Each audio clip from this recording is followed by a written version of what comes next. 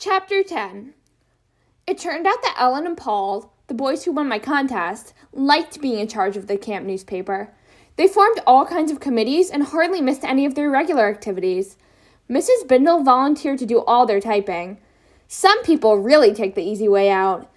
They even changed the name of my paper from Newsdate by Sheila the Great to Ellen and Paul Tell All. Mouse is one of the camp reporters. She acts like that's a big deal. "You must really not like newspaper work if you gave up after just 1 week," Mouse said. "It's not that I don't like it," I told her. "It's just that the challenge was gone." "Well," Mouse said, "I think it's a challenge every week, and I've decided that I'm going to be a real reporter someday. And I'm going to have a byline too.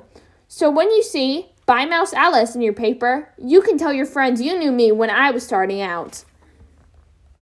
"Swell," I said. "You do that. I will probably be something more exciting myself." "Like what?" Mouse asked. "Oh, something. You can't tell me because you don't know, right?" "I'm still deciding," I said. "I might be a weather forecaster." "A weather forecaster?" "Yes. I think it would be pretty exciting to always know the weather in advance." "Hey," Mouse said, "I just got a swell idea. Maybe I can be a reporter on TV, and you can be the weather forecaster, and we'll call our show Alice and Tubman Report." "I like Tubman and Ellis Report better," I said. "Maybe it should be Mouse and Sheila Report." "Or Sheila and Mouse Report," I said.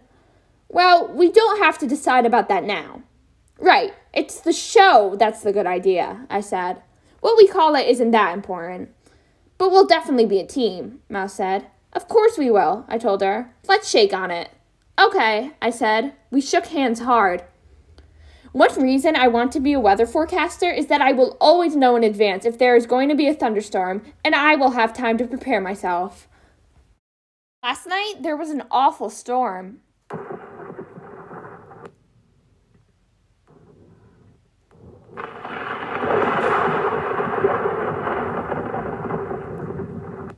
My mother and father don't know this, but I sat in my closet until it was over. This afternoon, when I got home from camp, I turned on the radio.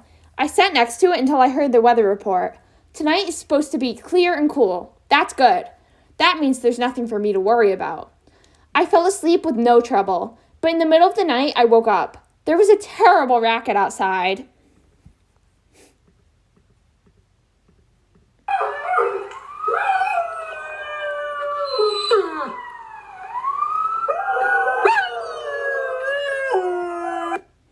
It wasn't thunder, but it sounded pretty scary anyway. At first, I put my pillow over my head, hoping the noise would go away. But it didn't. When I couldn't stand it anymore, I jumped out of bed and ran to my window. And what did I see? 2 Jennifers! As if one isn't bad enough. And both of them banging at the moon at the same time.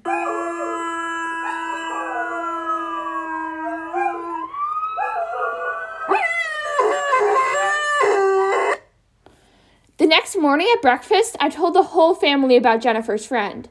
Everyone seemed to think it was very funny. Everyone except me.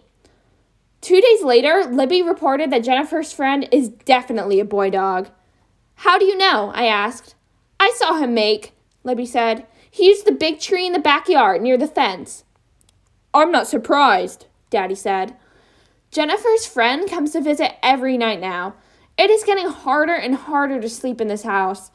In the morning, Jennifer's friend is gone. We don't know who he belongs to. I don't like leaving the house these days. I know it isn't safe. I told my mother, "Jennifer's friend just runs around loose. You can't expect me to go outside with that dog around here."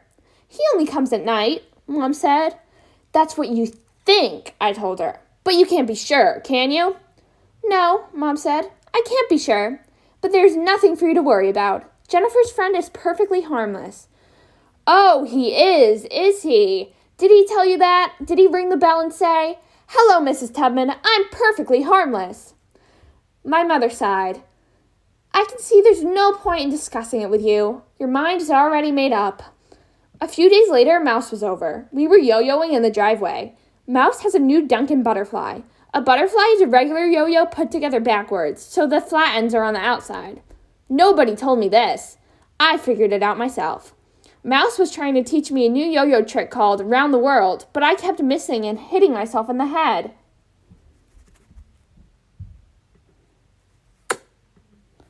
All of a sudden, I had the feeling I was being watched. I turned around slowly, and there he was, Jennifer's friend.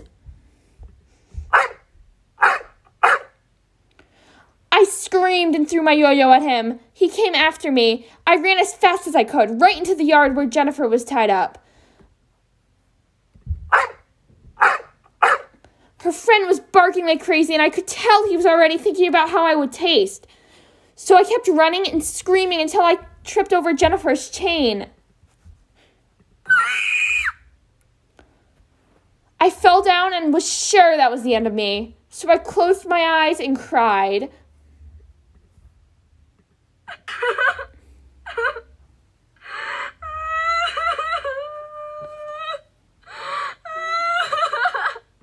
When I felt my legs were wet all over, I knew the blood was pouring out of them.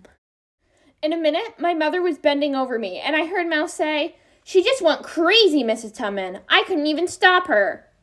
My legs, I cried. "Do something, stop the blood." "What blood?" Mom asked. "There's no blood." "But they're all wet," I sobbed. "I can feel how wet they are." "Open your eyes, Sheila," Mom said, "and you'll see why." I opened one eye and then the other. I rolled over and Mom helped me sit up. Jennifer, that dumb old dog, was licking my legs.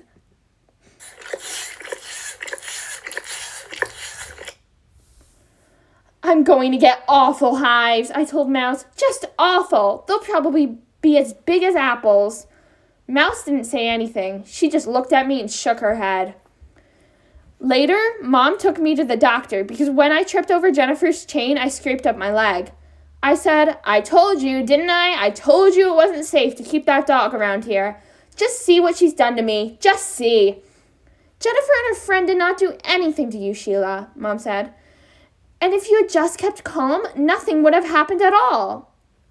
"I was calm," I said. "Jennifer's friend is the one who got all excited. And did you see the size of his teeth?" Mouse came over after supper.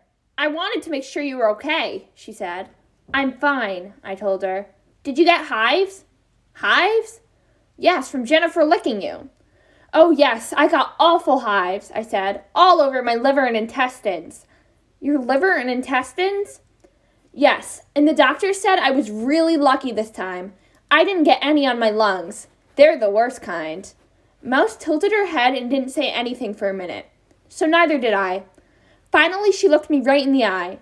"Sheila, if a person is scared of something, a person should just admit it. Don't you think so?" "Oh, definitely," I said. "And if I was ever afraid of anything, I'd be the first to admit it." "Me too," Mouse said. "Did I ever tell you I'm scared of dragonflies?" "You are?" "Yes. Even though I know they can't hurt me, I'm very scared of them. How about you? What makes you afraid?" "Oh, let me think." "Take your time," Mouse said. "You know," I told her, "I really can't think of anything I'm scared of except maybe lions." "Lions?" "Yes, you know, lions." "And that's it?" Mouse asked. "Yes, I just can't think of another thing." Mouse tilted her head to the other side. Was she trying to get a different view of me? "It's getting dark," I told her. "Remember, your mother doesn't like you walking around in the dark?" "I'm going," Mouse said. "See you tomorrow, Sheila. I hope you don't run into any lions." "Ha ha," I called. Soon after that, Jennifer's friend stopped coming to visit, and Jennifer made unhappy noises at night.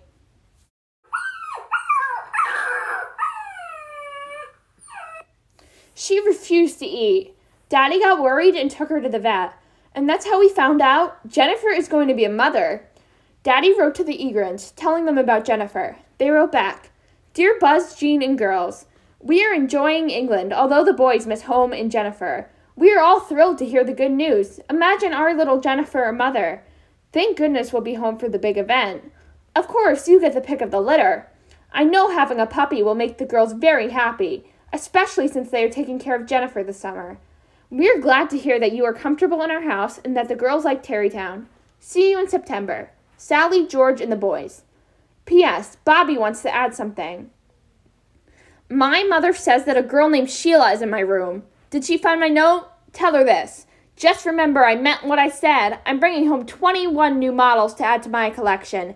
Everything better be just the way I left it. B.E. The whole letter made me mad, especially the part about the pick of the litter. Who said we want one of Jennifer's puppies anyway? Don't the Egrins know that dogs are very unhappy in the city? They have to be indoors all the time. There aren't any backyards where they can be tied up. For a professor, George Egrin isn't very smart, or he would know better than to offer us one of his dumb old dogs. Libby didn't agree. I just can't wait, she said. I'm going to pick him out myself, and I'm going to be in charge of him, and he's going to sleep on my bed, and I am going to be the happiest girl who ever lived. You better quit thinking about having a puppy, I told her, because you can't. Since when are important decisions left up to you? Libby asked. You think you're going to bring some puppy into our room to sleep on your bed? You're really crazy. You know I'm allergic to dogs. You know I get giant hives inside me. The little spoiled brat isn't going to get her own way this time, Libby screamed. This time the spoiled brat is going to have to learn that I count too. I am also a member of this family. Girls, Daddy said. Tell her, Father. Tell her you're going to let me have one of Jennifer's puppies. Oh, Daddy, you wouldn't. You wouldn't do that to me, I cried. Jennifer isn't even having her puppies until September. There's no point in discussing it now, Daddy said. And if I don't get one, I'm leaving home, Libby said. And if she does get one, I'm leaving home, I told everyone. In about 1 minute, I think I'm going to leave home, Mom said. That's a good idea, Daddy said. Let's you and me run off and leave them together. Very funny, Libby said. Yeah, very funny, I added. The discussion is closed for now, Daddy told us. Your mother and I will make the decision when the time comes. Libby ran out of the room and up the stairs. I heard her door slam. I picked up the Egrins letter and went up to my room, but I didn't slam the door. I flopped onto my bed and read the P.S. from Bobby again. I decided to write back. Dear B.E., sure, I found your note, and your 27 bottles of paint, and your 6 tubes of tester's glue. And if you think I am using all that junk, you are sick. Me and Mouse, who is my best friend, couldn't care less about your dumb old models, so ha ha. And your dog Jennifer makes too much noise at night. Yours untruly, Sonny Tubman, otherwise known as Sheila the Great.